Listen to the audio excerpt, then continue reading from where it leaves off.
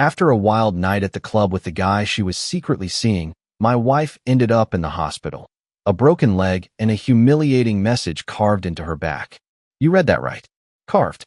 3 bold, bloody words across her skin, just above her spine, in a font no tattoo artist would ever replicate. Property of a liar. Her lover? Barely breathing in the ICU, eyes rolled back, tubes everywhere.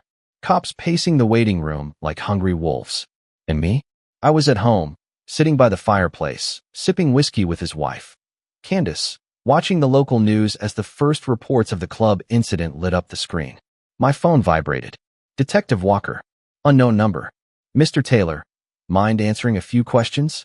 I smiled, leaned back in my chair, and whispered into the phone. Of course, detective. I've got nothing to hide. Because I didn't. That night, my alibi was bulletproof. Candace and I had receipts, footage, and dinner witnesses. And I didn't lay a hand on either of them. But don't think for a second I wasn't involved. I was the architect of that chaos. The quiet storm behind the curtains. The man who watched his wife ruin everything we built, then turned her game into a *****ing war. Let's rewind. Because this mess didn't start with blood and sirens. It started with silence. With cold shoulders, locked phones, and one perfume I didn't recognize. Madison, my wife, had always been wild. Gorgeous, unpredictable, and full of fire. That's what pulled me in. But that same fire? It started burning me alive around 6 months ago. She started dressing different. Nights out turned into don't wait up. Suddenly, I was the boring husband with early meetings and a mortgage. She wanted excitement. I gave her love. She gave me Tyler. Tyler King. Wannabe DJ. Gym rat. Drives a Dodge Challenger and wears sunglasses at night. The type of guy who thinks bottle service makes him important. He was everything I wasn't, and everything she was chasing behind my back. How did I find out? Not through texts. Not by catching her in the act. No, it was her giggle. That fake little high-pitched laugh I hadn't heard since college. The one she only used when she was chasing attention like a schoolgirl. She thought I wasn't listening, but I heard her giggling through the bathroom door while on speakerphone. I didn't confront her that night. I waited. I watched. I recorded every lie, every sneaky movement, every late-night Uber ride. I let her think she was smart, that I was blind. But the moment she posted a story from Girls' Night, and I zoomed into the mirror reflection behind her, sunglasses, a sleeveless hoodie, and that dumb Challenger keychain, I knew. Tyler. That was the night I decided the game was mine now. I didn't yell, didn't scream, didn't touch her. I smiled, kissed her on the cheek, and told her I loved her. Then I started making calls. Candace was the key. Tyler's wife. She'd been suspecting something for weeks, but had no proof. Until I brought the receipts. Together, we became what Madison and Tyler would never be. Partners. And we planned the perfect stage. A club. A blackout. A backroom confrontation that wouldn't involve us directly, but would leave a lasting mark. Literally. The message on her back? That was Candace's idea. She said Madison needed to feel it. The shame, the branding, the irreversible truth. Madison was found screaming, bleeding, crawling in heels she couldn't walk in. Tyler, he tried to fight back. Didn't go well for him. But like I said, I didn't touch them. And when the cops came knocking, I gave them wine, smiled, and handed them a receipt for the quiet dinner I shared with Candace across town at exactly 9:47 p.m. Just as the paramedics were peeling my wife off the club's bathroom floor. But this is just the beginning. Because what Madison doesn't know, laying in that hospital bed, full of morphine and regret, is that I'm not done. Not even close. This isn't about getting even. It's about ending the game. Her betrayal broke the rules. Now I make the rules. She opened her eyes in that sterile hospital room and looked at me like I was supposed to care. Like I was supposed to lean in, take her hand, kiss her forehead, and whisper, "It's going to be okay." No, Madison. You threw okay off a balcony the day you let that clown unzip your dress in the back of his filthy car. Ethan, she croaked, voice raspy from painkillers. What happened? I leaned against the wall, arms crossed, calm like a man watching his favorite movie. You tell me, I said. Last I checked, you were going out for wine with Laura. How'd you end up in a club bathroom with your dress around your waist and a broken leg? She blinked. That same little twitch in her left eye she gets when she's about to lie. I don't remember. I think I was drugged. Of course. The classic escape route. Victim mode. I walked up to her bed, looked straight into her tired, stitched-up face, and whispered, "They carved the word liar into your back, Madison." That wasn't random. She looked away. Good. That's when Candace stepped into the room. You should have seen the color drain from Madison's face. Candace didn't say a word. She just stood at the door like a shadow from hell, arms folded, watching the woman who slept with her husband try to breathe through a fractured rib. Madison stammered, Why is she here?" I grinned. "Oh, she's with me." That hit her harder than the broken leg. "Are you serious?" "As a heart attack," I said, pulling up a chair. "See, while you were out doing your little sneak around, Candace and I were piecing it all together. Every lie, every sneaky message, every spa weekend, that turned into cheap motels and bathroom stalls." "I didn't mean," she started. "No," I cut her off. "You meant every second of it. You just didn't think I'd ever figure it out. You thought I'd keep playing the loyal husband while you played house with a guy who wears muscle tees in January." Tears welled up in her eyes. Not real ones. The kind she used when she wanted something. "You think I wanted this?" she hissed. "Do you think I planned for Tyler to get hurt? For me to end up like this?" Candace finally stepped forward. "No," she said. "You planned for me to never find out. You thought you were smart, Maddie. You were just loud." She reached into her bag and tossed a flash drive onto the hospital tray. "There's footage," Candace added coldly. "The club's back cameras. Your husband and I made sure they were backed up." Madison's mouth opened, then closed, like a fish gasping on dry land. "This is insane," she whispered. "You're framing me." "No one needs to frame you," I said. "You already built the gallows." I stood, grabbed my coat, and looked down at her. "You know what hurts the most?" I asked. "Not the affair. Not even the lies. It's that you didn't even try to hide how little I meant to you." Her lips trembled. "Ethan, please." I shook my head slowly. "No, Madison. Save your breath. You'll need it to explain all this to your mom. And the lawyer." Her eyes went wide. "Lawyer?" I smiled. "I'm divorcing you. You're going to lose the house, the car, and your social media deals. And when the nurses ask what happened to your back, you're going to have to lie again. Because the truth," I leaned in, "the truth will humiliate you." Then Candace and I walked out. We didn't say a word until we got to the elevator. She turned to me. "You sure you're okay?" "No," I replied, "but I'm done being quiet." And as the elevator doors closed behind us, I realized I wasn't broken. I was just getting started. You know what they don't tell you about revenge? It's not loud. It's not dramatic or messy. It's clean, precise, surgical. And the best part? They never see it coming. 2 weeks before Madison's hospital bed became her throne of shame, I was sitting in our kitchen pretending to be the clueless husband. Pancakes, coffee, fake morning kisses, the whole routine. Meanwhile, I was coordinating with Candace like we were planning a wedding, not a takedown. We had everything. Phone records, private messages, hotel bookings under fake names that weren't even clever. Mr. and Mrs. Knight, seriously? We weren't just watching them. We were studying them. Tyler had a routine. Every Friday after his gym session, he'd hit the same bar on 8th Street. He thought he was slick, always parking behind the building, texting Madison to wait 15 so they didn't show up together. She'd wear that red leather jacket she bought behind my back, the one I noticed magically appeared without a receipt. She told me it was a gift from Laura. Funny, Laura moved to Chicago last year. Their favorite club? Velvet Room. A dark, neon-lit mess of a place where drunk people became secrets and cameras were always malfunctioning. Except one didn't. That camera, positioned above the emergency exit, caught everything the night I put my plan into motion. Candace and I had a friend on the inside, a bartender named Leo. He hated Tyler, said he never tipped. So when we asked for access to the private backroom, Leo smiled and said, "I'll leave it unlocked."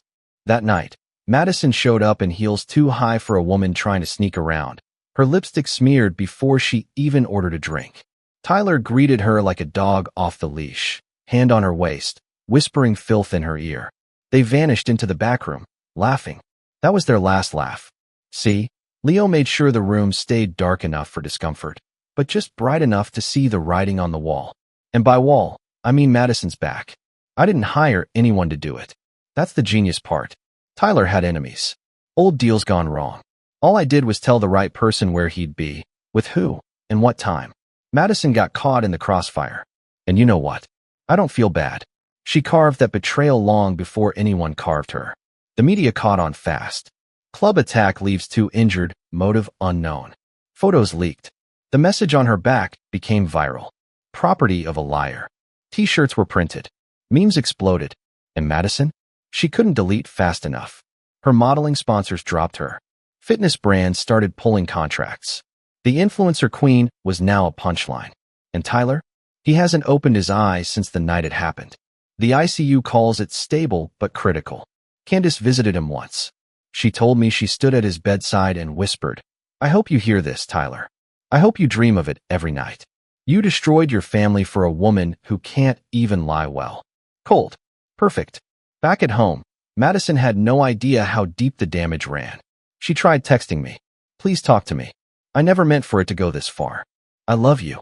I didn't reply, because her love came in moans behind my back and lipstick-stained lies. And now? Now it was my turn to disappear. I took a leave from work, booked a short trip, left the house empty. No note, no explanation. Let her sit in the silence she created. Let her feel the echo of what she shattered. I wasn't gone forever, just long enough. Long enough for her to wonder if I'd ever come back. And long enough for me to decide if I even should. I disappeared for 5 days. No texts, no calls, no status updates. Just a blank space where I used to be. Madison had no idea where I went, and that was the point. She needed to feel what I felt for months. Ignored, confused, suspicious, helpless. She needed to rot in that empty house, opening the door every 5 minutes like I might walk through it. But I was already on the other side of the country, somewhere warm, quiet.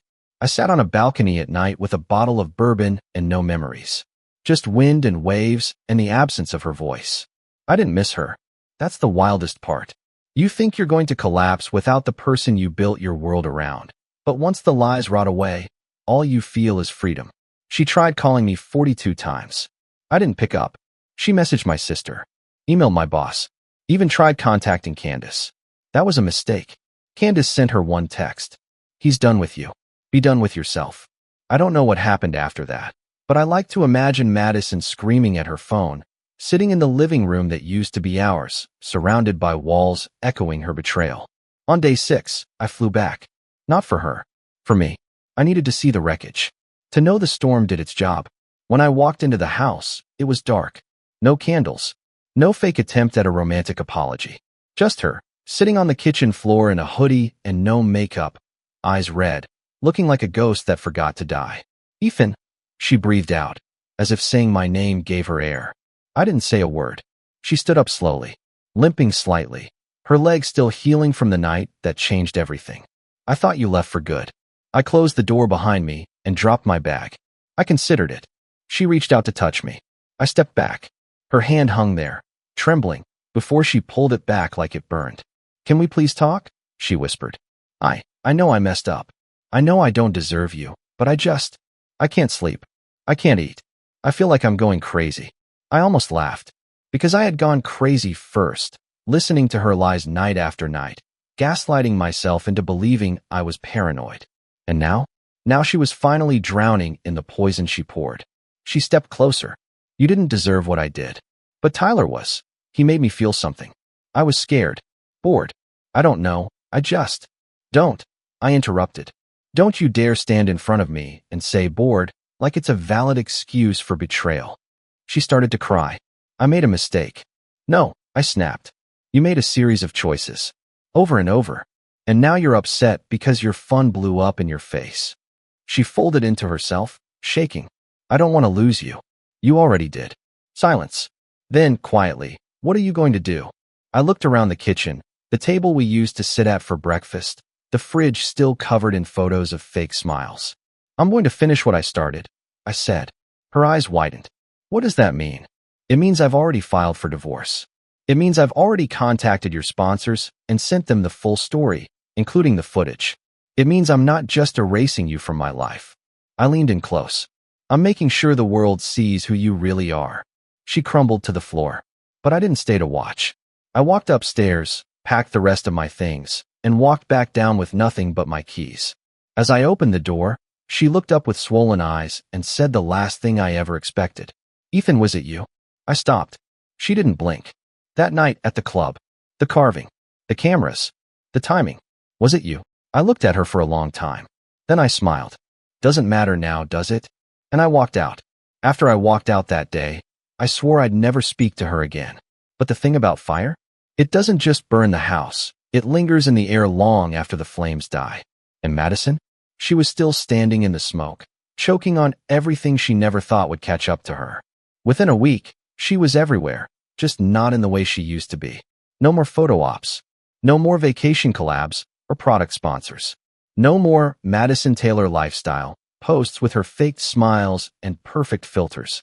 The influencer world turned its back fast. Screenshots of her texts leaked on Twitter. Clips of her giggling with Tyler in that club's dim lighting made their way to Reddit. Even her own followers turned on her. The comment sections were brutal. This the girl who preached about loyalty? Karma carved her better than any tattoo artist ever could. Imagine ruining your marriage for a dude who can't even breathe on his own now. I didn't post anything. Didn't defend myself. Didn't need to. The truth had its own legs. I focused on building my life again, minus the chaos. I moved into a clean apartment with real silence. No perfume clouds. No second phone hidden in the drawer. Just me, a couch, and the peace I'd forgotten existed. And yet, the calls kept coming. Blocked numbers. Unknowns. One night, I finally answered. Ethan, her voice, so fragile it was barely there. I didn't say a word. She continued, I know you hate me. I deserve it. But I need to tell you something. Something I haven't told anyone. I stayed silent. I'm being followed, she whispered. I think someone's watching me. Outside my apartment. My tires were slashed last night. My stomach twisted, not out of fear, but irritation. You sure it's not karma making house calls? I said coldly. I'm serious, she hissed. This isn't online hate. This is real. Someone's messing with me. You sure it's not one of Tyler's other side pieces? You weren't his only mistake, Madison. Silence. Then she said something that pulled the floor out from under me. I think it's someone you told. I froze. What? She kept her voice low. That night at the club, what happened wasn't random. You and Candace planned something. I know it.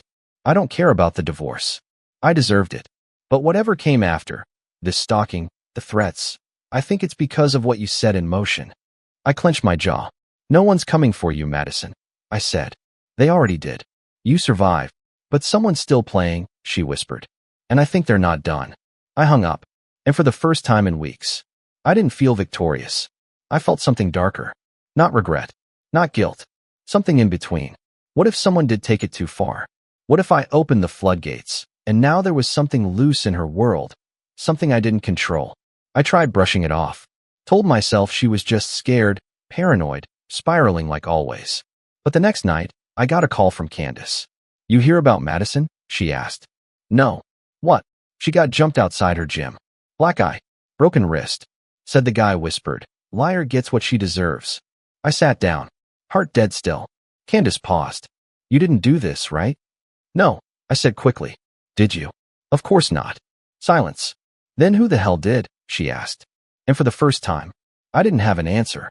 I thought the game was over. Turns out, it was just changing players. The night after Madison got jumped, I barely slept.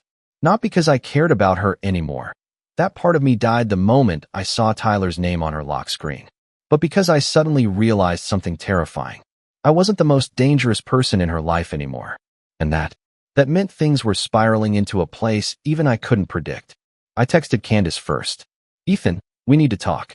Tonight. She replied instantly. Candace, my place. 8 p.m. No phones. That last part chilled me.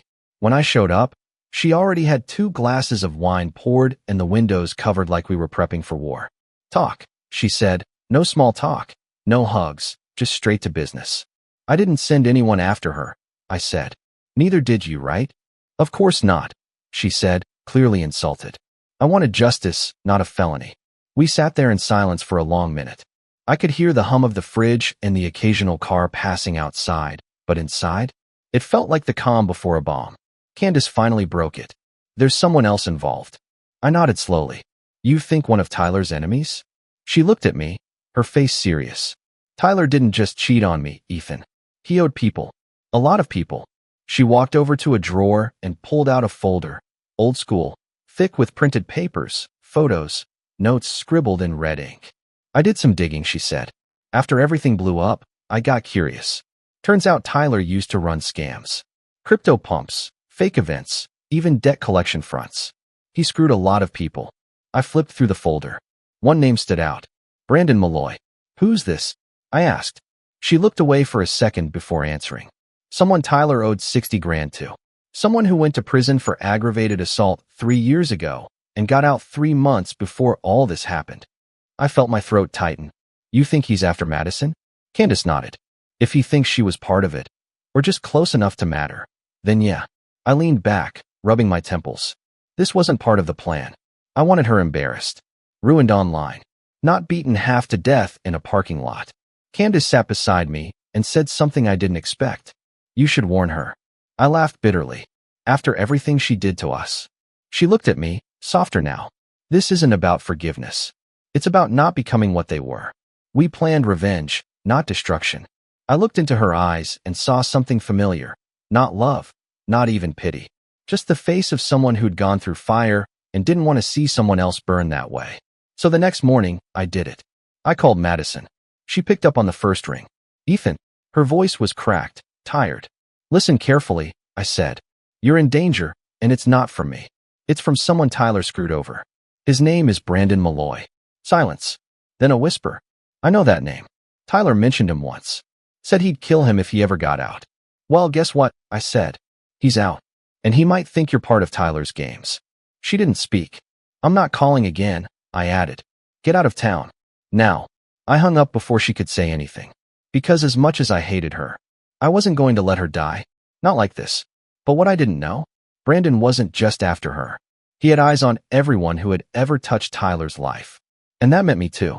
I thought I was out. Done. Free. Clean. But Brandon Malloy had a different idea. It started with a note. No envelope. No return address. Just a scrap of paper shoved under the door of my apartment, written in all caps with black ink. You played a part. Now you pay a price. I stared at it for a long time. The handwriting was jagged, aggressive, like someone had stabbed every letter into the paper. I didn't panic. I didn't call the cops. Not yet. Instead, I checked the hallway cameras. Nothing.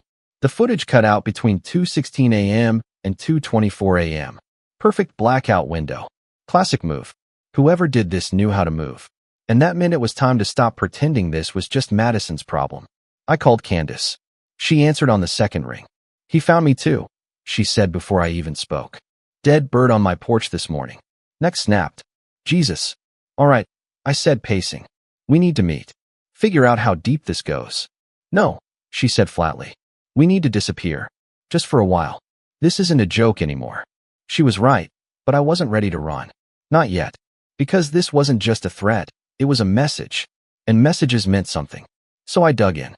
I called an old friend, Drew, who owed me a favor from back in college. A guy who now worked deep in cybersecurity. Drew had a way of making secrets scream. I sent him the note and gave him everything Candace found in that folder. Names, dates, deals Tyler had touched, people he'd conned. A day later, Drew called me back. Ethan, he said, voice low. You're on a list. My blood ran cold. What kind of list? He sighed. Brandon Malloy kept records while he was inside.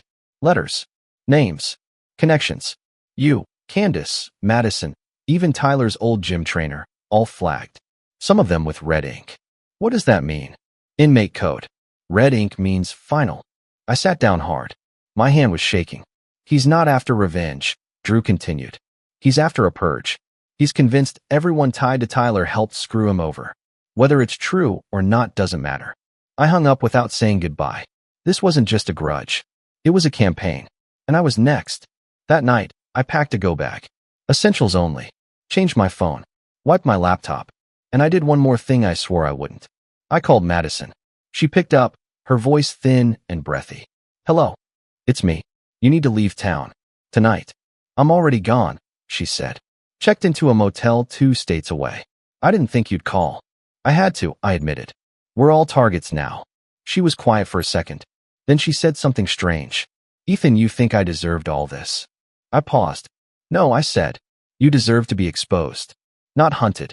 I didn't know Tyler owed that man, she whispered. I didn't know any of it. Doesn't matter now. Just stay low.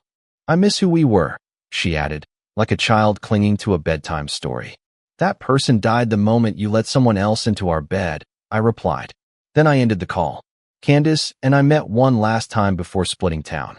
No tears. No romance. Just strategy. We disappear, she said. New numbers. No social media. Nothing that links us back. We agreed. I was about to leave when she touched my arm. If we survive this, she whispered, we never talk about Tyler again. I nodded. But deep down I knew. This wouldn't end with silence. It would end with someone bleeding. I should have vanished. Should have taken the new name, the prepaid phone, the clean slate, and just disappeared. But I didn't. Because when you've been hunted, really hunted, the only thing worse than fear is not knowing when it's coming. So I stopped running. I made a call to someone I hadn't spoken to in years, Marcus Wells. Ex-military. Ex-felon. Now a private security ghost who handled the kinds of problems that don't make the news. He owed me one. I cashed it in. Brandon Malloy, I told him. He's circling me and a few others. I want it stopped. Paper trail, he asked. None, I said. But I've got names. Faces. A dead bird, a threat note, a blackout security camera. He's trying to make a point. Marcus didn't hesitate. I'll find him. 3 days later, I got a text. Found him. Philly. Alone. Wants a war. I booked the next flight. No return ticket. I wasn't planning to fight. But I needed to see him. To face the man whose rage had swallowed my past, my ex-wife, and everything that once looked like a future. The meet was at a rundown warehouse outside Kensington. Classic cliché. Broken windows. Rusted gates. Darkness thick as smoke. Marcus waited near the exit, just a shadow against a brick wall. He's inside, he said. But I'll warn you, he's not right in the head. Neither am I muttered, stepping inside. The place stank of oil and something sour. Rats scurried across beams. And then, I saw him. Brandon. Mid-40s. Shaved head. Big hands. The kind of guy who looked like he could crack your spine with a handshake. He was sitting on a folding chair, a switchblade dancing in his fingers, smiling like the devil knew your secrets. You're Ethan, he said without looking up. Yeah. You helped ruin me, he added, like it was a compliment. You and your whore of a wife. Her boyfriend thought he could outsmart me.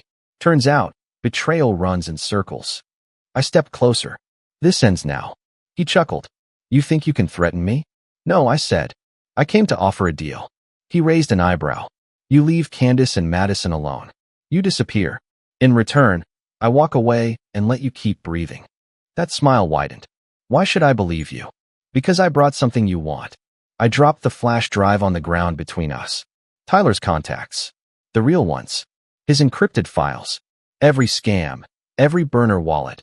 Every dime he ever moved. Brandon's expression changed. Stillness. Hunger. He picked up the drive slowly, eyes locked on mine. You're telling me this gives me back my money? More, I said. It gives you leverage. Power. But only if you leave the rest of us alone. He stood up. Walked to me. Close enough to smell the tobacco on his jacket. I could kill you right now. You could, I said. But then this deal vanishes, and you spend the rest of your life running from ghosts and cops. We stared at each other. A long, silent war in a single look.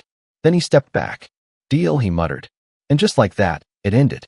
I walked out of that warehouse feeling like a man reborn through hellfire. Madison never called again. Candace disappeared like she said she would, and I respected that. Sometimes, the only closure you get is the silence you fought to earn. What did I learn? That betrayal leaves scars no one sees. That love is just as dangerous as hate. And that sometimes, revenge doesn't heal you, it only sets you free. If you're reading this and wondering what to do when the person you trusted most stabs you in the back, here's my advice. Don't chase justice. Become it.